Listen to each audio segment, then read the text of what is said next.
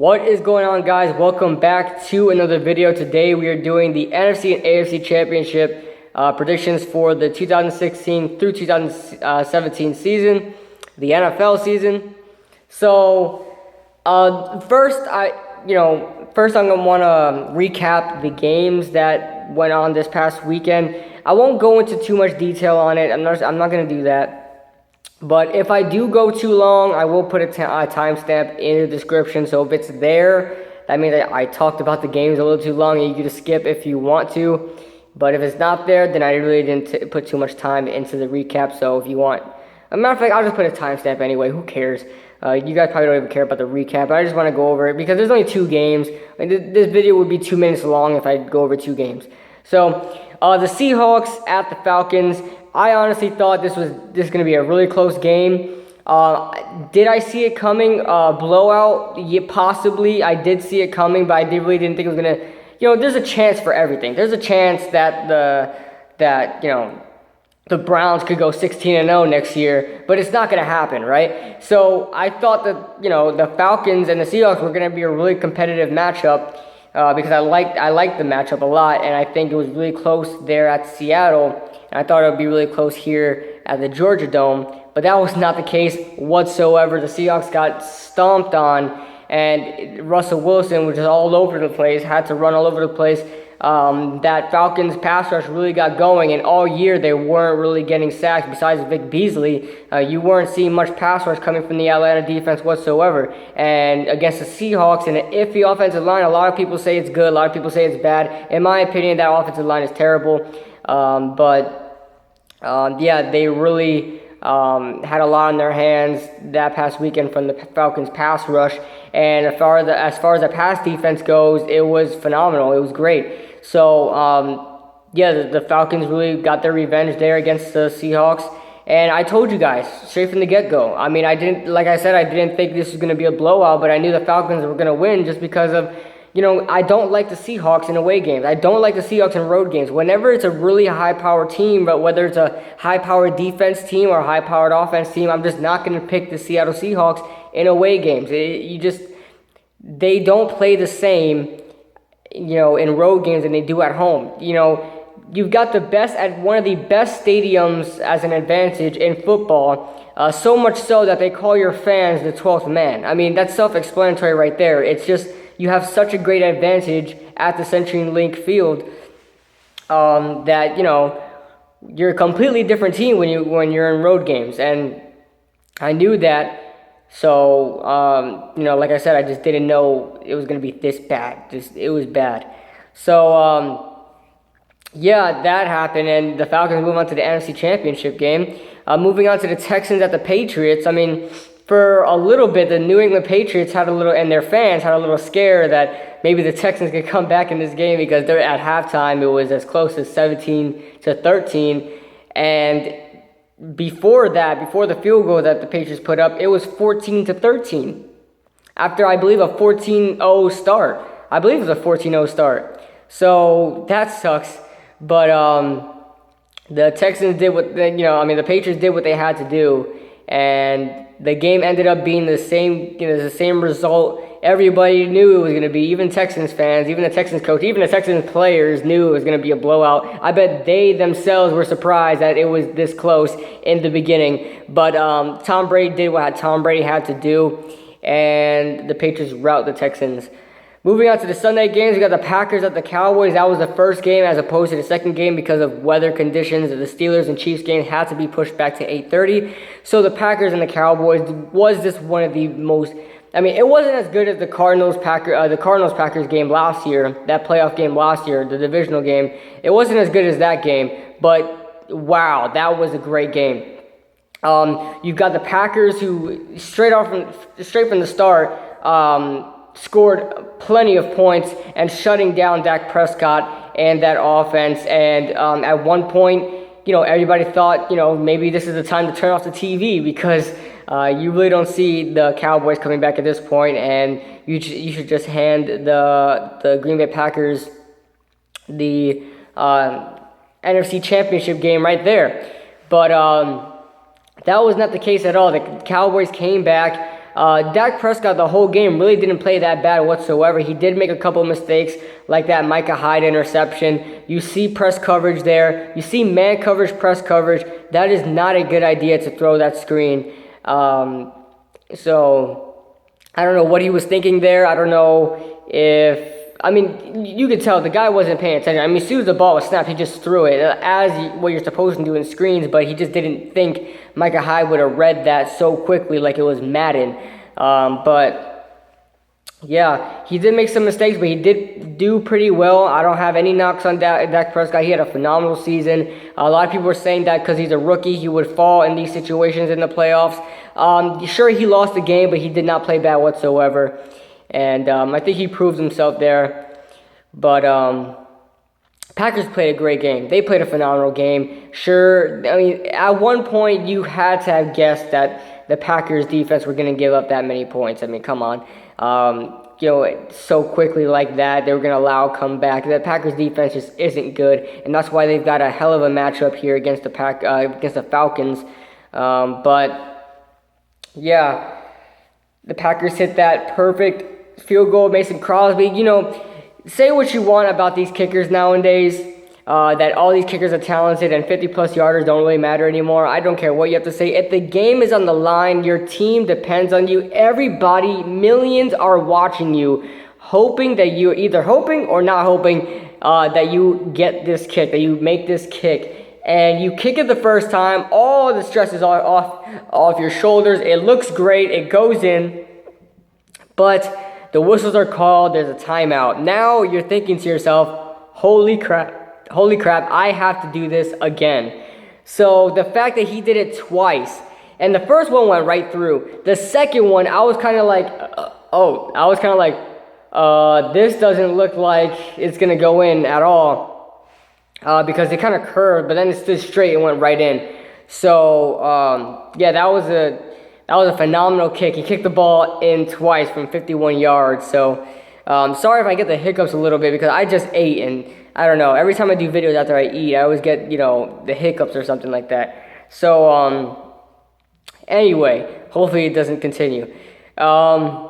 Moving on, let's go to the Steelers and Chiefs game.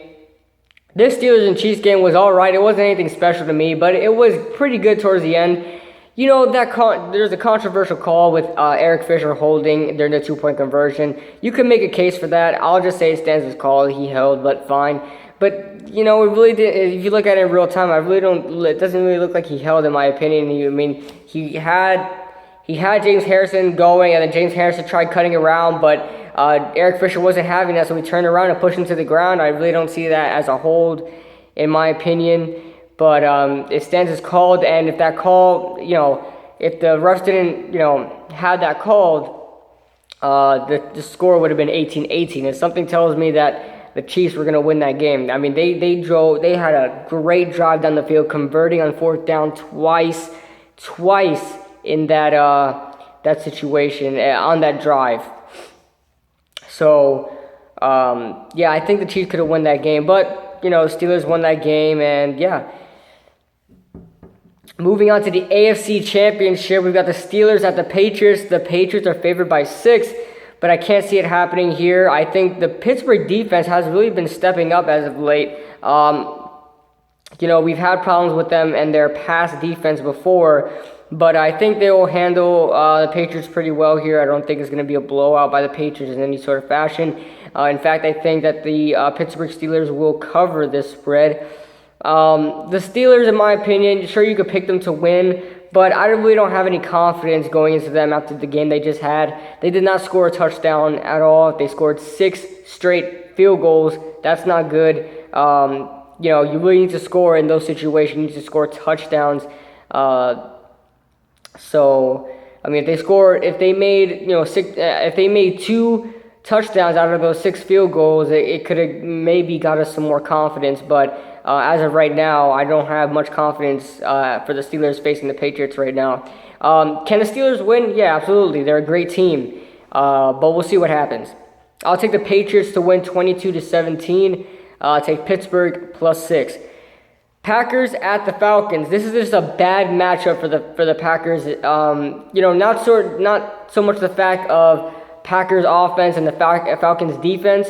I think that's going to be a good matchup. The Falcons have been actually stepping up in pass rush, pass defense.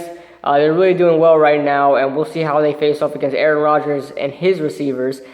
And but on the other side of the field, you've got the number 1 ranked offense in the league in the regular season, and they are not slowing down in the playoffs. And you've got the Green Bay defense that is just pretty bad. I mean, sure, they only allowed how many points did they allow to the Giants? I honestly forgot how much points we scored in that game.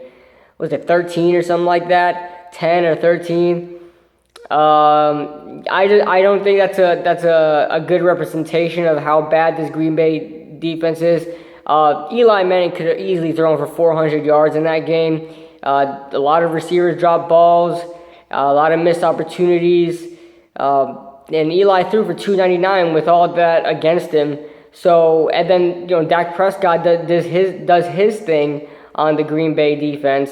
And you're facing Matt Ryan, the NFL MVP, who should be the NFL MVP this year. Facing Matt Ryan, Julio Jones, and other receivers, Devontae Freeman and Tevin Coleman. That 2 running back duo. I mean, that is oh my gosh, 2 speed backs playing playing alongside each other. I mean, what a way to wear down a defense. What a way to wear down the defense. And that's going to be a scary ride for that Green Bay defense. But yeah, that's why I got to have the Falcons winning this game. I just think the matchup for the Atlanta offense and the Green Bay defense is too significant. I mean, there's just a huge advantage for the Falcons here. If they screw this up, then I mean, there's going to be a lot of pointing fingers, I'll tell you that, because they can't screw this up. They have the Super Bowl in their hands as far as the matchup goes. But keep in mind that you have Aaron Rodgers on the other side of the field,